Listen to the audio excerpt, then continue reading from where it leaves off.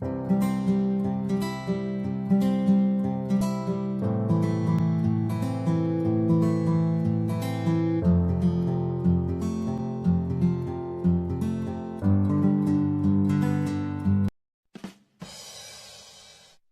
Yesu asifiwe. Karibuni sana katika channel hii ya Binti 750 ambapo huwa nashare neno la Mungu pamoja na shuhuda mbalimbali sasa na jinsi Bwana anavyonijalia.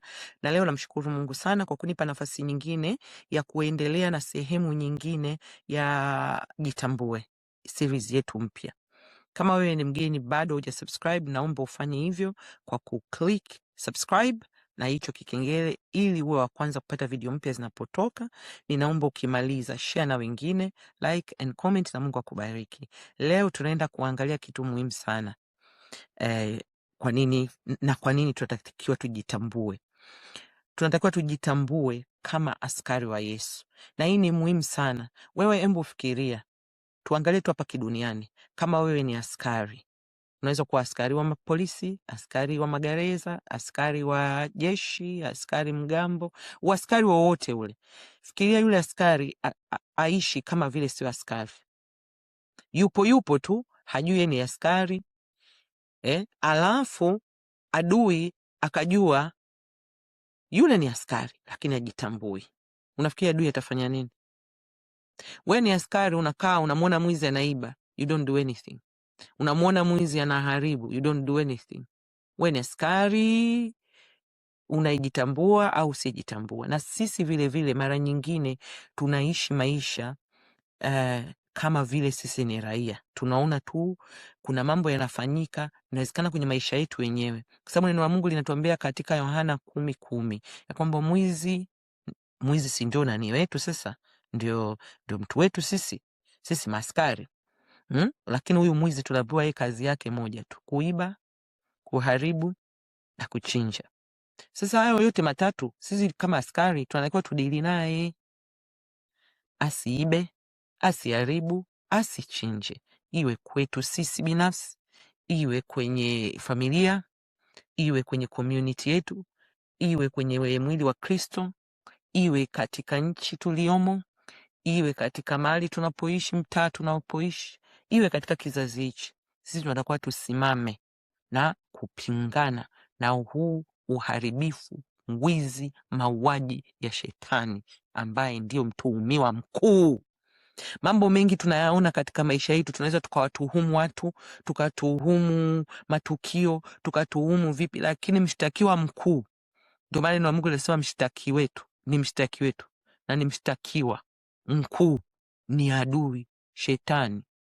Sasa hebu tuangalie neno la Mungu linatuambiaje sisi kuhusu kwamba sisi tumeitwa tuwe askari. Ukienda katika kitabu cha Timotheo wa pili, sura ya 2 mstari wa 3, Paulo anamwandikia mtoto wake wa kiroho Timotheo. Anamwambia ushiriki tabu pamoja na mimi kama askari mwema wa Kristo Yesu.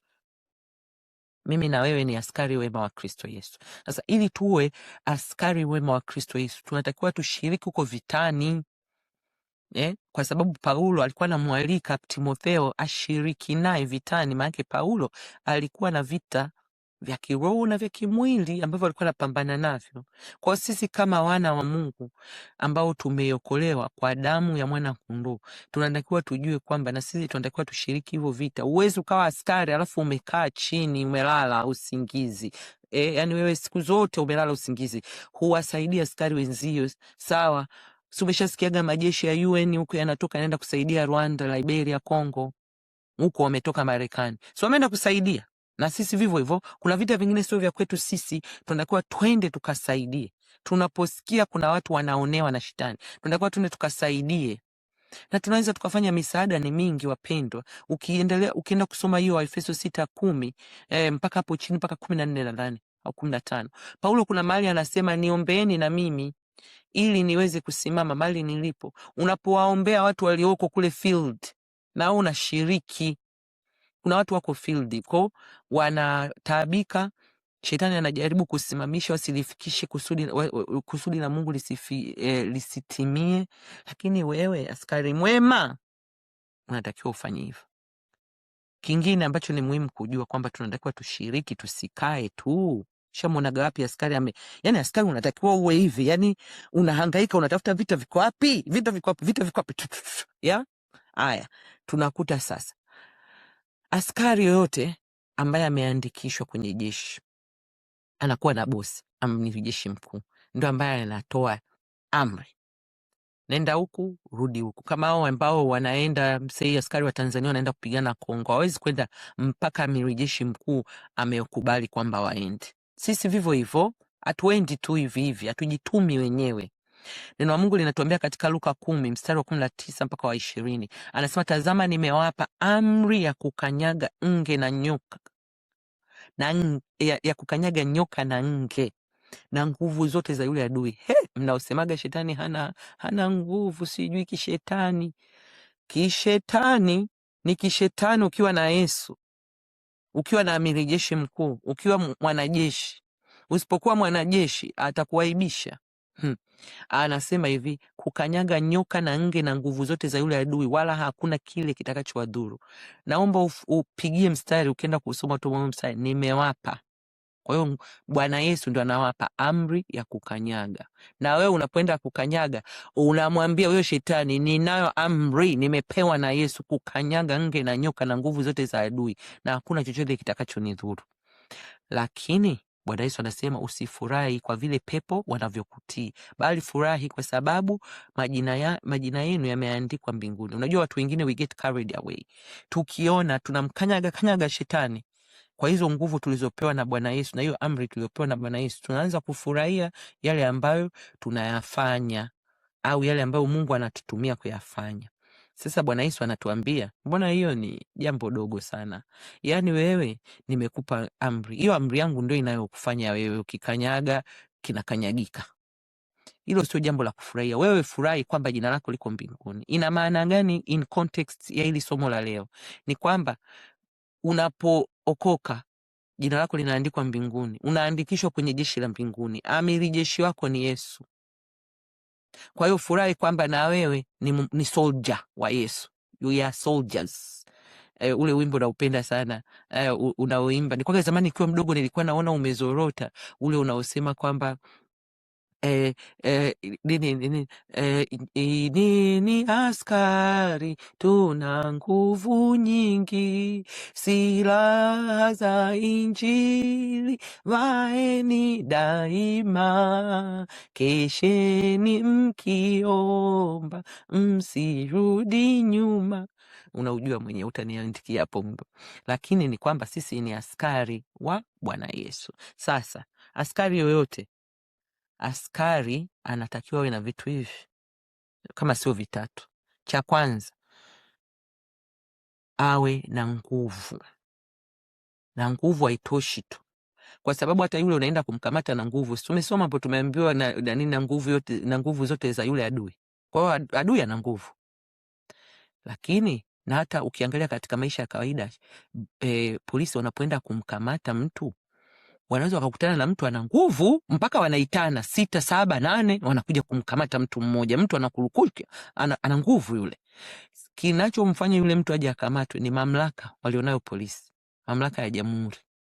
Ndio hayo na sisi tumepewa mamlaka. Sasa neno la Mungu linasema kwamba sisi mamlaka zetu zinatoka kwa Kristo. Lakini vile vile neno la Mungu linatuambia katika Efeso 6, hatimaye mzidi kuwa hodari katika Bwana na katika uweza na nguvu zake. Umeona? Uweza wetu na nguvu zetu zinatoka, yani inayotuwezesha sisi kupambana na adui, sio sisi. Yani sisi ni wepesi, lakini tunapombeba Kristo Yesu, anapokuwa ndani yetu na sisi ndani yake, tunakuwa wazito. Sasa tunaweza kupambana. Neno la Mungu linasema, sasa anasema hivi, vaeni silaha zote za Mungu mpate kuweza kupingana, kuzipinga ila za shetani. Kwa nimesema kuna vitu viwili vitatu. Tunatakiwa tuwe na uweza, tunatakiwa tuwe na nguvu, tunatakiwa tuwe tuwe na silaha, lakini vile vile tuwe na uniform. Sasa vinne, kwa maana kushindana kwetu sisi si juu ya damu na nyama, bali ni juu ya falme na mamlaka. Sisi tuna mamlaka kutoka mbinguni na wao wanayo mamlaka. anasema juu ya wakuu wa giza hili, juu ya majeshi. Kuna majeshi ya pepo wabaya katika ulimwengu wa roho ambayo ndio tunashindana nayo. Kwa sababu hiyo, twaeni silaha zote za Mungu, sio silaha moja, sio silaha mbili. Ukavaa mbili tu alafu unataka kushindana na shetani, atakuaibisha, atakuponda ponda. Silaha zote, na sio za kwako binafsi. Yani usiende ukavaa silaha zako unazozijua wewe, unavaa silaha za Mungu. Anasema mpate kuweza kushindana siku ya uovu, na mkiisha kuyatimiza hayo kusimama. Shetani hatupigani naye, tunapingana.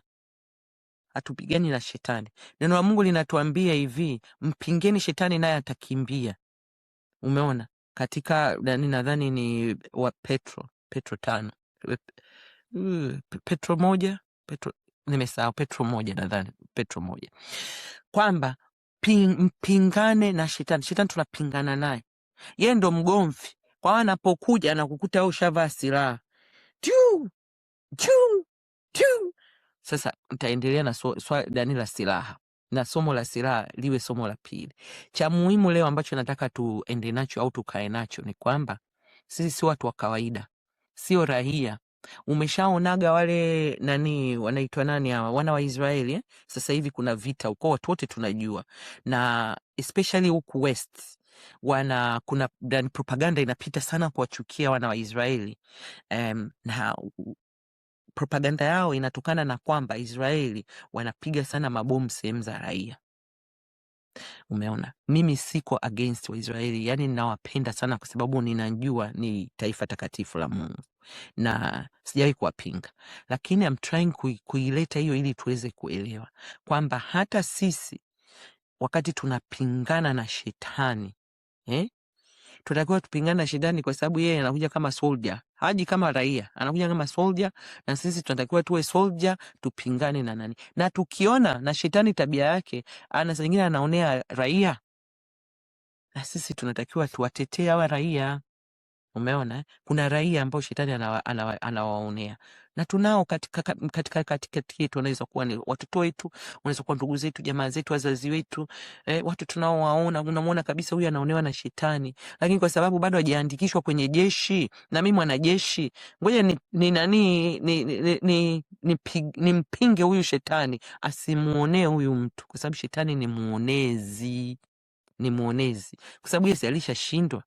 Na kabla sijamaliza, nataka tu kuiweka wazi ni hivi, majeshi mengine yote yaliyopo duniani ni kwamba watu wanapigana from the point of 50-50, 70-30, 90-10. Yani hata Marekani akienda kupigana anaenda na percentage kidogo, kwa sababu yeye ndo anajulikana taifa lenye nguvu. Yeye na Urusi wanaweza kuwa na percentage kidogo kile wamejiwekea, labda hata 5% tunaweza tukashindwa, lakini hawawezi wakajiwekea 100%. Patatokea tu casualties. Lakini sisi, mimi na wewe, tunaenda kupingana na shetani. Yeye anapigana na sisi tunampinga tu, kwa sababu alishashindwa. Sasa tupigane naye wa nini? Unapigana na nini na mtu ambaye alishashindwa? Neno la Mungu linatuambia nenda ukasome kitabu cha Wakolosai. Nakipenda sana Wakolosai 2 au 4. Inazungumzia kwamba pale Bwana Yesu alipokufa alishuka akaenda kuzimu, akamnyang'anya silaha zote yule shetani, akawaaibisha yale mapepo na maranki yao, nao na maranki kule, akayaaibisha hiyo, akachukua silaha. Kwa hiyo shetani anakujaga na kinini kinaitwa kibunduki kitoi, anakuja nacho, anakifanya hivi. Sasa wewe kama ni askari wa Bwana, unajua hiki kitoi na kukanyaga uongo wa shetani, kanyaga. Tumwimbie Yesu Kristo. Sijui kuimba vizuri, lakini my point ni kwamba sisi tunapingana na shetani from the point of victory. Kwa hakuna haja ya kuogopa, tunasonga mbele, ushindi tayari tunao. Ndio maana neno la Mungu linasema na mkisha kupingana naye msimame, kwa sababu ameshashindwa. Tunasimama. Sasa ili tuweze kuwa pamoja vizuri, nitaendelea na sehemu ya pili ya hili somo sasa, kuzielezea zile silaha na kwa nini zile silaha ni muhimu. Kila moja ni muhimu, hatuwezi kuvaa silaha moja. Ninaomba niishie hapa. Ninaomba kama bado hujasubscribe, naomba ufanye hivyo, subscribe, share, like and comment, na Mungu wa mbinguni akubariki sana. Tutaonana tena wiki ijayo, Mungu akipenda. Amen. Barikiwa.